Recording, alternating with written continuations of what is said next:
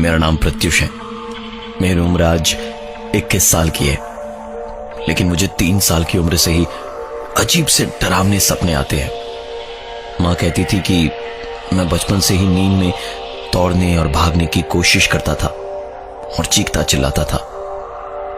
जब मैं 18 का हुआ तो स्लीप पैरालिसिस होने लगा मुझे।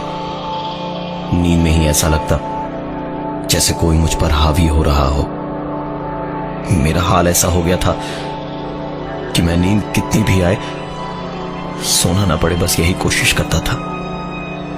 आंखें तभी से धंसी मेरी और फिर शुरू हुआ वो एक सपना जो रोज रात मुझे पागल कर देता था। सपने में मैं सूखी पत्तियों पे चलता हुआ अंधेरे में चल रहा होता था। अचानक गर्मी बहुत पड़ने लगती। धीरे धीरे अंधेरे को चीरती हुई एक भयानक सी आग चारों तरफ उस घने जंगल में फैलने लगती थी। उन सूखी पत्तियों जिन पर मैं चल रहा होता था, उन पे वो आग ऐसे दौड़ती जैसे पानी में पत्थर मारने पर कोई मछली भागती है। मैं उस आग से बचने की, भागने की कोशिश करता, लेकिन वो आग धीरे धीरे मुझे चारों तरफ से घेर लेती और फिर मैं अचानक जंगल में नहीं बल्कि अपनी स्कूल की रेस में भाग रहा होता था। पर इस रेस में मैं अकेला था। पूरा मैदान लोगों से खचाखच भरा था, पर कोई आवाज नहीं होती थी सिवाय मेरी भारी होती सांसों और बढ़ती हुई धड़कन के। ये रेस खत्म हो जाती, लेकिन मैं फिर भी भागता ही रहता। लाख कोशिश करके भी मैं रुक नहीं पाता। ऐसा लगता जैसे कोई मेरे आसपास है जो मुझे रुकने नहीं देना चाहता। भागते भागते पूरे मैदान में बैठी भीड़ के लोग मेरे पीछे पीछे भागने लगते, पर आवाज कोई नहीं कर रहा होता। जैसे जैसे ये भीड़ मेरे पास आती, मैं उस मैदान से भागते भागते भागते अचानक खुद को ट्रैफिक जैम में फंसा पाता। वो मैदान जितना शांत था, उतनी ही आवाज इस ट्रैफिक जैम में थी। चारों तरफ हॉर्न का बजना, गाड़ियों के इंजन का शोर और धुआं, और तभी उस बीच मेरा फोन बजता। फोन हॉस्पिटल से आया था। इस फोन पर मुझे पता चला कि मां की तबीयत बहुत खराब है। मुझे जितनी जल्दी हो सके हॉस्पिटल पहुंचना है। मैं मां के पास पहुंचने के लिए भागने लगता हूं और ट्रैफिक में गाड़ियों के बीच फंसता जाता हूं। उस जैम से आगे निकल के खुली सड़क पे मैं फिर भागने लगता हूं और भागते भागते भागते भागते ही मेरी आंख खुलती है तो खुद को देखकर मैं रोने लगता हूं, क्योंकि मैं दौड़ नहीं सकता। मेरे पैर ही नहीं है।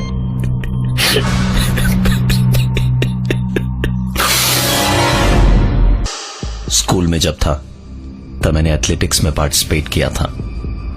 एक एक करके सारी रेसेस हो रही थी। पापा अपने बिजनेस की मीटिंग की वजह से आ नहीं पाए और मां की तबीयत खराब थी। मेरी रेस का वक्त हुआ तो चुपचाप अपनी जगह से उठकर चला गया और गो का शॉट होते ही मैं तीर की तरह भागा। सब लोग मुझसे काफी पीछे थे। बहुत आराम से जीतने वाला था। मैं इतनी तेज भाग रहा था कि मैं खुद को रोक नहीं पा रहा था, और जैसे ही रुकने के लिए मैंने खुद को संभालने की कोशिश की तो ऐसा लगा जैसे किसी ने पीछे से मुझे धक्का मारा। मैं अपने मुंह के बल गिरा और सर पे बहुत चोट लगी थी। होश आया तो देखा मैं हॉस्पिटल में हूं। तेज बुखार में मेरा बदन तप रहा था। पानी मांगने को मुंह खोला तो दर्द से बंद मुंह में घुटी हुई चीख निकली। होठों पे स्टिचेस थे। बुरी तरह मुझे चोट लगी थी।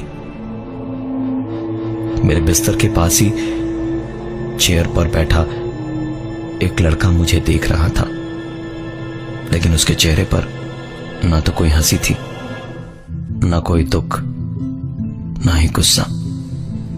उसका चेहरा बिल्कुल एक सफेद पन्ने के जैसा था। मैं उसे जानता नहीं था।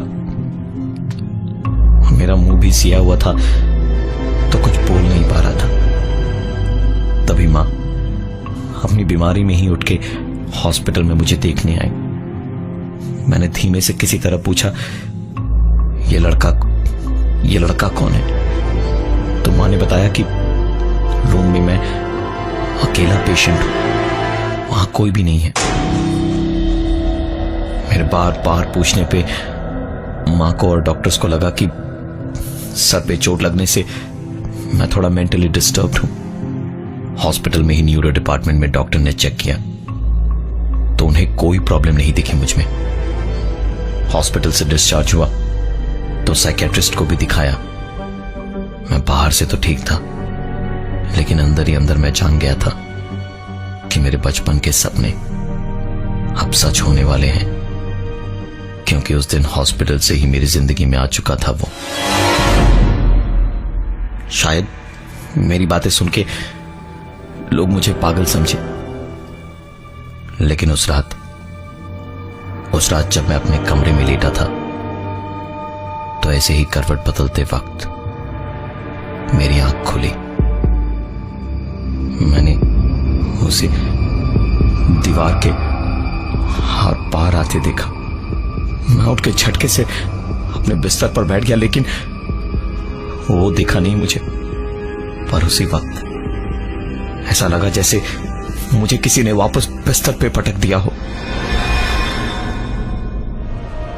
मेरी उम्र 18 साल की थी और उस दिन से मेरी स्लीप पैरालिसिस की दिक्कत शुरू हुई। मैं सब महसूस कर पा रहा था, लेकिन हिल पा रहा था, न बोल पा रहा था। घुटी हुई चीखें मेरी हलक में दब के रह जा रही थी।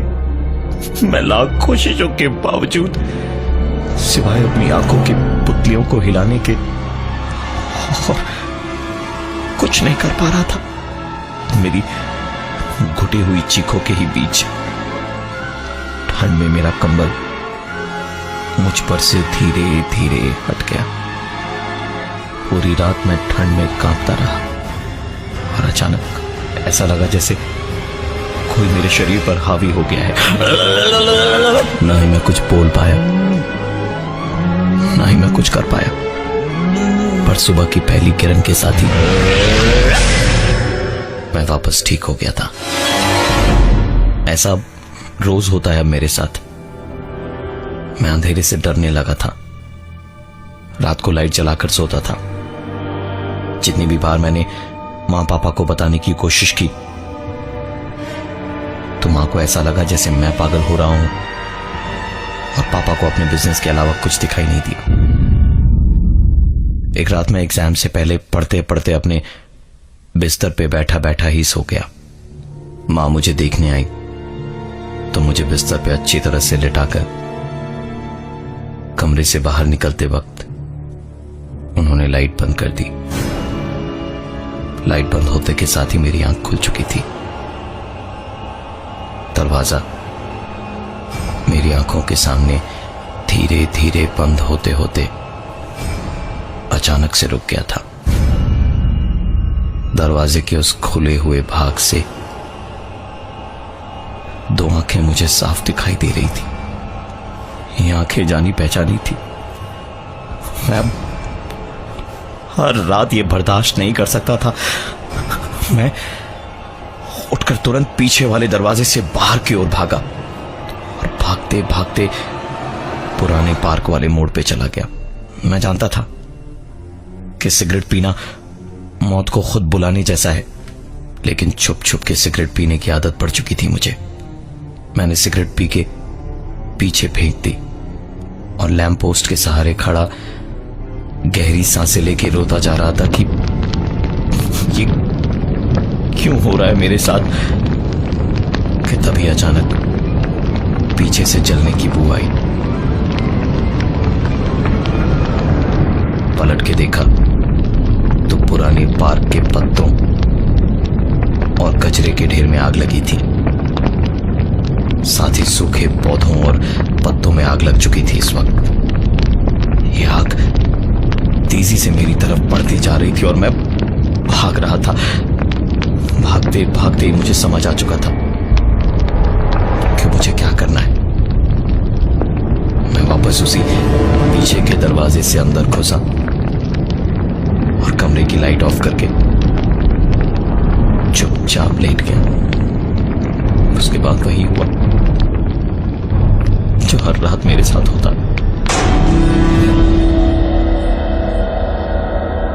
सुबह उठते के साथ ही सब कुछ ठीक हो चुका था। फाइनल एग्जाम्स के पहले स्कूल की तरफ से एक आखिरी इंटर स्कूल एथलेटिक टूर्नामेंट खेलने गए थे हम। वहां पर कोई दिक्कत नहीं हुई। 4 गोल्ड मेडल भी जीते थे मैंने।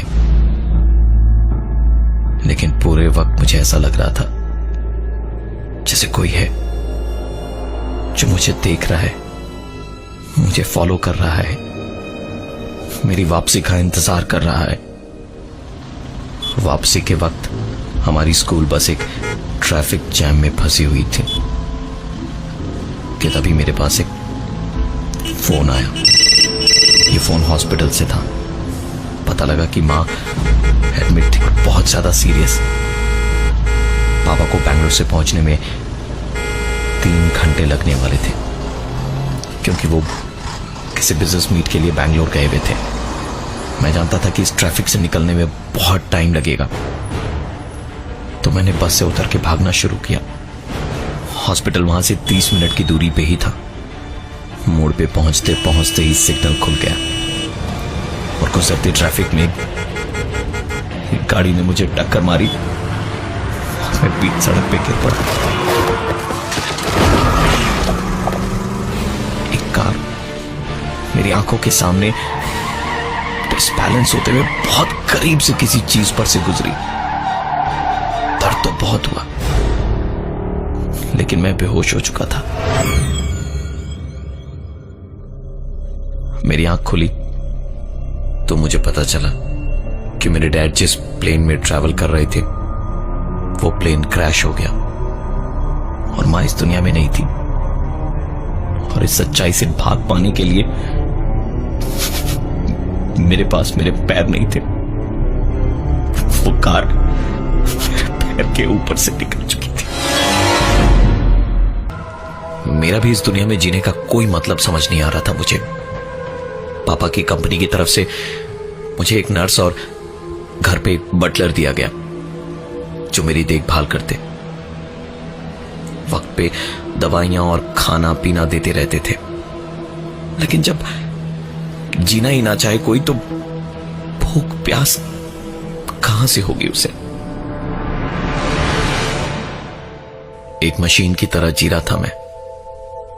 पढ़ाई लिखाई सब कुछ छोड़ दी। दिन भर बस घर में ही पड़ा रहता। मां की याद आती और अपना ही हंसता हुआ चेहरा भूल गया था। एक रात की बात है, काफी दिन हो गए थे। मुझे नींद में कोई दिक्कत नहीं होती थी। अब लाइट्स ऑफ करने पर भी कोई परेशानी नहीं होती थी और उन डरावने सपनों का भी आना बहुत कम हो गया था।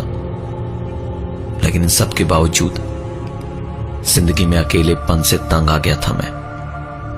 नर्स खाना खिला के दवा देकर चली गई और मैं चुपचाप कमरे में एक लाश की तरह बैठा हुआ था। बैठे बैठे ही सोचा कि आज सब दर्द को एक झटके में ही खत्म कर दूंगा। मैंने हाथ बढ़ाकर टेबल पर रखा और हल काटने वाला चाकू उठाया और अपनी कलाई पर रखकर काटने ही वाला था कि मुझे एक बार फिर से वही बच्चा दिखाई दिया। इस बार वो पहली बार मुझे मुस्कुराता हुआ दिख रहा था। मैं अपनी कलाई काटूं इससे पहले ही उसने मेरा हाथ पकड़ लिया और इतनी जोर से मरोड़ा कि चाकू मेरे हाथ से छूटकर नीचे गिर गया। मैं बिना पैरों के हाथों के बल घिसट रहा था, लेकिन चाकू के पास नहीं पहुंच पा रहा था। शायद उसे मुझे जिंदा और ऐसे दर्द में देखकर बहुत ज्यादा खुशी मिल रही थी। मैं ऐसे ही घिसटते हुए बिस्तर से नीचे गिर गया और टेबल के पास तक पहुंचा। सारे ड्रॉर्स खोल खोल कर चेक कर रहा था कि कहीं कुछ मिल जाए तो अपनी जिंदगी खत्म कर लूं आज। तभी एक डायरी पर नजर पड़ी। खोल के देखा तो ये मेरी मां की डायरी थी। मेरी मां ने मुझे कभी नहीं बताया था,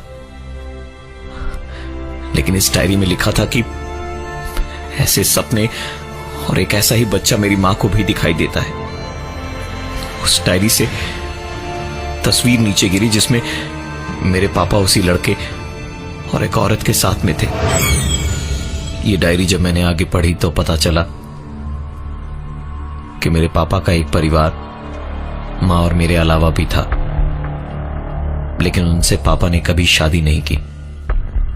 उन्हें यह शिकायत थी पापा से, और मेरी मां को मेरे पापा से हुई इस भयानक गलती की शिकायत थी। दोनों ने ही पापा से दूर जाने की कोशिशें की, लेकिन मां मेरी वजह से और वो औरत उस लड़के की वजह से कभी अलग नहीं हुए। सबके तानों और तरह तरह की बातों से एक दिन तंग आकर उसने अपने बेटे को रात के वक्त कमरे की बत्ती बुझाकर मार दिया और उसके बाद खुद भी सुसाइड कर लिया। सच कहते हैं, किसी अपने की करनी का फल किसी अपने को ही भुगतना पड़ता है। मैं हूं प्रवीण और ये थी आज की एक कहानी ऐसी भी।